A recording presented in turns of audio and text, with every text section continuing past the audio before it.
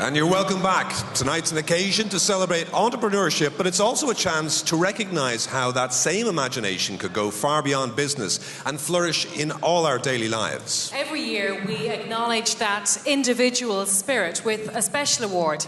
Last year it went to Anna May McHugh, founder of the National Ploughing Championships and the unsung heroine of Irish rural life. Well, to announce this year's recipient, will you please welcome the Ernst & Young partner in charge of Entrepreneur of the Year, Frank O'Keefe.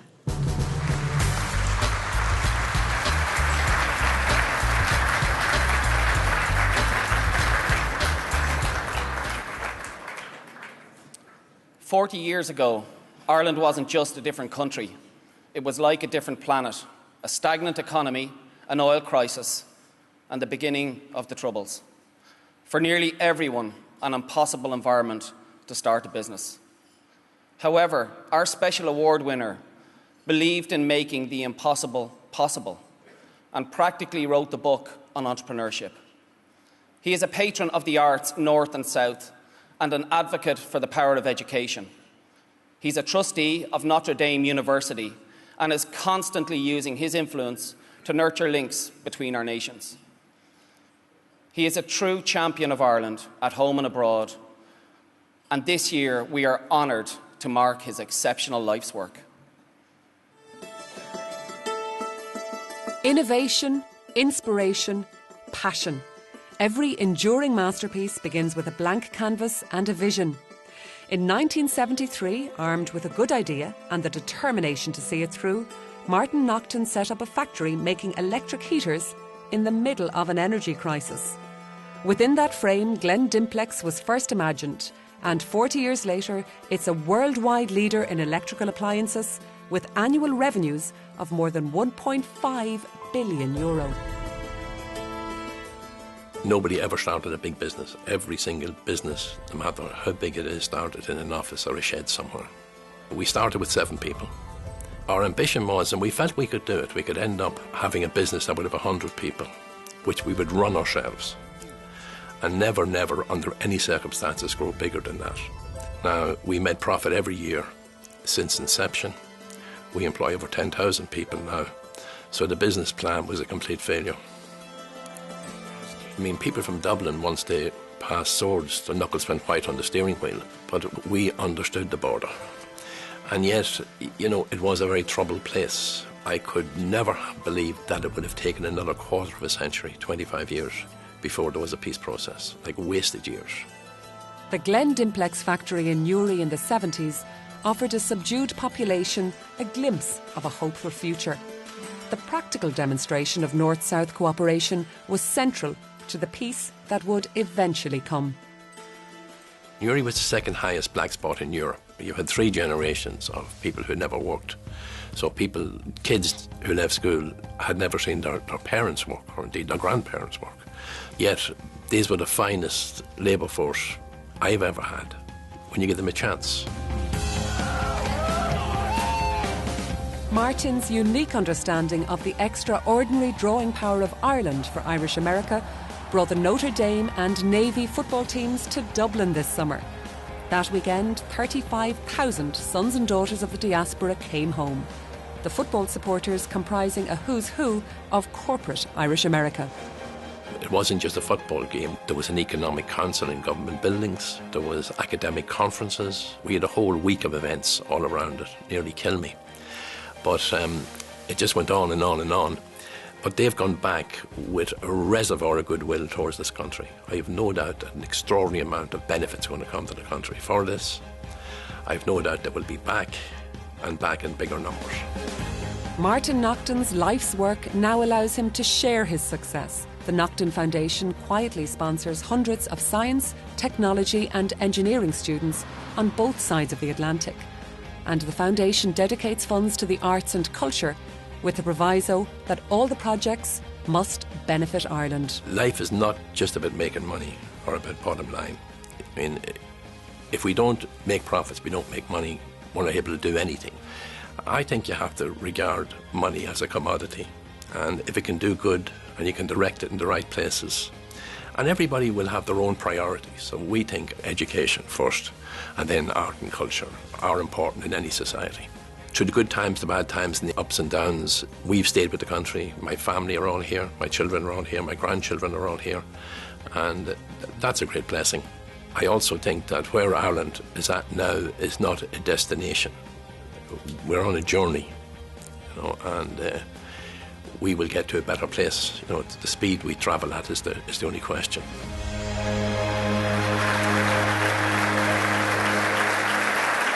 And the winner of this year's Ernst & Young Special Award is Mr. Martin Naughton.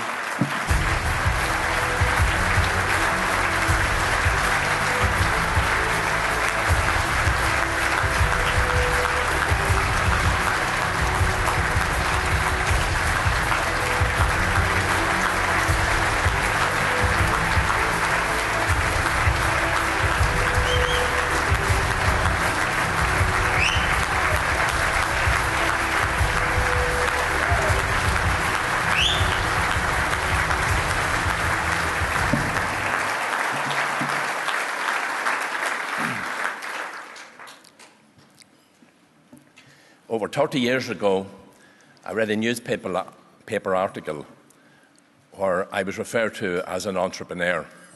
I had to check what the word meant. It's wonderful this evening to see a room full of entrepreneurs, and that's the new Ireland.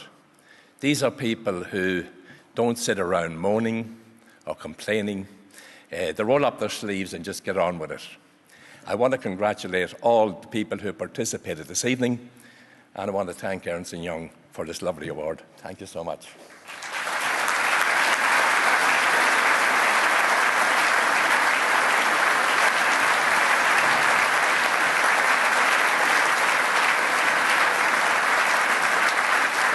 Well, this is the 15th outing for the Entrepreneur of the Year Awards, and there have been many winners and losers over the years, many venues, even many hosts. A year is a long time in show business, even longer in business. You should all take pat on the back for staying afloat in this economic climate, and in turn for helping Ireland stay afloat. And ladies and gentlemen, would you please now welcome a figurehead for the reputation of Ireland as a place of optimism, imagination and creativity. The President of Ireland, Michael D Higgins.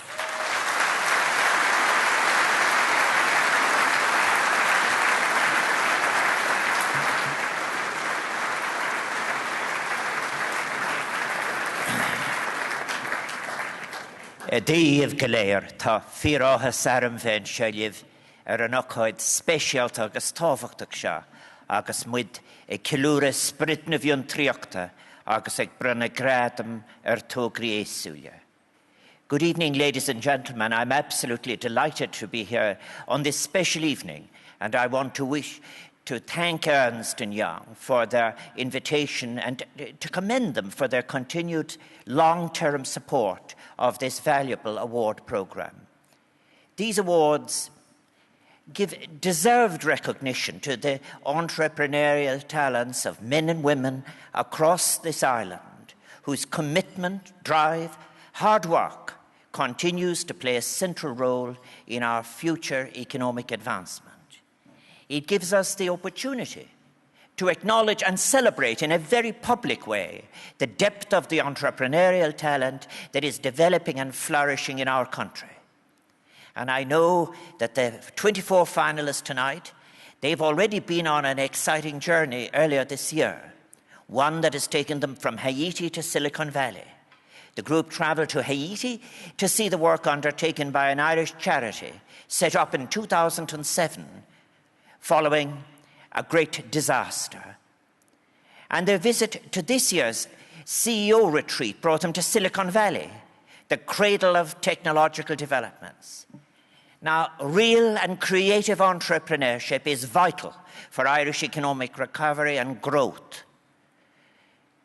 A successful entrepreneurial society built on creativity and excellence can generate a range of strategic, economic, social and personal benefits, which are just so important as we look in ways to create employment, to restart growth, to build an economy on a sustainable, ethical foundation, And it is people like these finalists who are here tonight, who are willing to innovate, take the risks and dream the big dreams, who will help to lead our economy to recovery. I've spoken before of how the capacity to change our world still exists. Yes, we can choose to be active citizens, defining our future and that of our children. And there is a growing understanding of the need to bring ever more creativity into, for example, our classrooms, to teach students more of how to think rather than what to think, to encourage them to be the arrow, not the target. And after all, when old assumptions and certainties are challenged, students have taken their first steps in a journey of hope. Now, some recent research has suggested that entrepreneurs can be split into three types. Darwinians who focus on establishing strong and profitable firms and strive for success. Communitarians who are enthusiastic about their innovation but wish to share it with the wider community. And those typed as missionaries who believe their businesses can help change society. We need all three combined in our innovative citizens. So I say to all the finalists, whether you're trying to build the strongest company ever, or help your community, or change society, or indeed for those valuable high achievers to achieve all three, we support you as our team. I sincerely congratulate all of the 2012 finalists for your achievements this far, and I want to wish you both personal and business success for the future. Ladies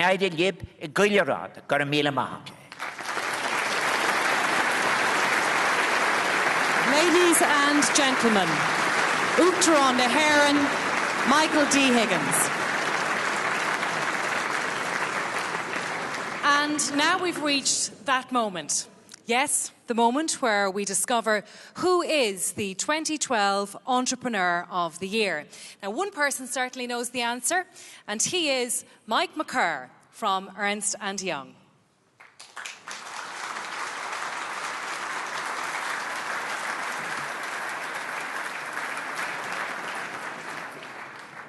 Every one of tonight's finalists is a credit to Ireland. They show the kind of vision and honest commitment that the country needs right now and for the future. 3 of those determined entrepreneurs are in the running for this year's overall prize. Let's remind ourselves who they are. I wouldn't be here if I didn't want to win it. I wouldn't be here if I didn't want to win it. I think being selected is huge for me. I'm extremely motivated to win, and competition makes it more fun. I think we've already won, in a sense. There's a level of engagement and networking that's happening. I think the recognition that comes with this is fantastic. It should be a great accolade and something that we'd be delighted if that happens. Obviously, nobody knows all the 24 companies here. They all have a good story in their own right, you know. So, yeah, time will tell, you know.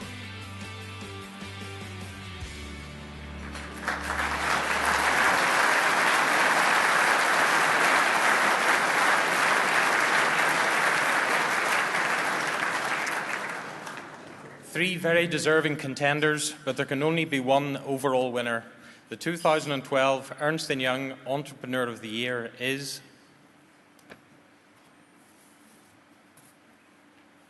Edmund Harty, Derry Master.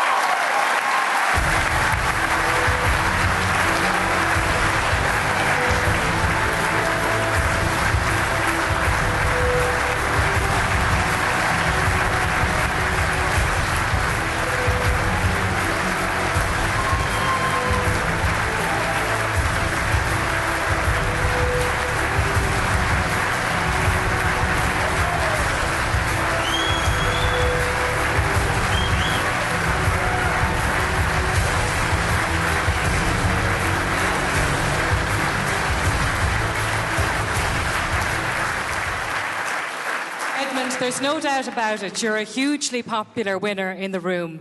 But did you have any idea this was going to happen tonight? I had no idea at all, and I'm over the moon, delighted. So what does it mean for you then and for Dairy Master? I suppose basically it shows that, you know, from Ireland, from Kerry, you can export to all the countries around the world. You can be the best, you can have the best product, and you can do it. What about inspiring other entrepreneurs? Do you feel that's part of your job now that you have this in your hands? I think it is, because I think the most important thing is to have self-belief, to go out there, go for it, and just do it. Does tonight make it all worth it? All the hardship that no doubt you had, and lots of people identify with that story along the way? Absolutely. It's great to have tonight. It's great for everybody in the company. It's great for all our customers. It just shows, you know, where we're at, you know. And I think to other people that want to go and do it, just go ahead and do it, you know. Is that what you hope will happen from tonight? I mean, what message would you, as the overall winner, like to send out to those watching this at home? I suppose it's important to do the best you can, you know, try as hard as you can, you know, go for the faraway hills and, you know, try and spread your wings. Well, Edmund, congratulations, and the champagne is on you. No bother.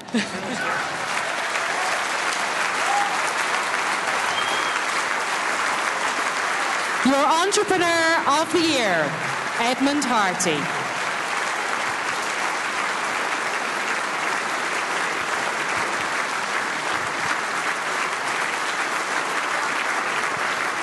To thank our guest of honour,